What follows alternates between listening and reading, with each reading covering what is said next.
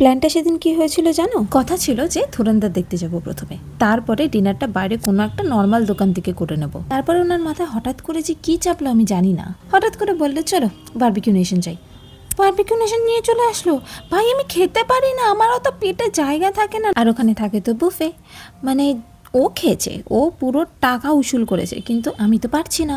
আমি তো একটু খাচ্ছি, একটু উঠে দাঁড়াচ্ছি, একটু ঘুমাচ্ছি, তারপরে গিয়ে আবার খাচ্ছি। ও তো আমার ভাগেরটা খেয়ে এসছে। আমার পেট ফেটে যাচ্ছে, আরে খেয়েই যাচ্ছে।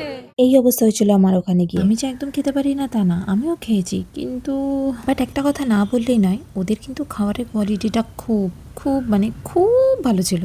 বারবিকিউ নেশন এটা আমার ফার্স্ট টাইম ছিল। আমরা গেছিলাম কালীঘাট মেট্রো স্টেশনের যে লেক মল রয়েছে সেখানকার বারবিকিউ নেশনে। Well experience was really good, but আমি জানি না আমি নেক্সট টাইম যাবো কিনা, কারণ ওখানে যে পরিমাণ খাবার থাকে আর আমার এত লোভ লাগে, আমি তাও খেয়ে উঠতে পারি না, আমার পেট ভরে যায় একটুতেই। তো যাই হোক, আজকের জন্য এইটুকুই, বাই।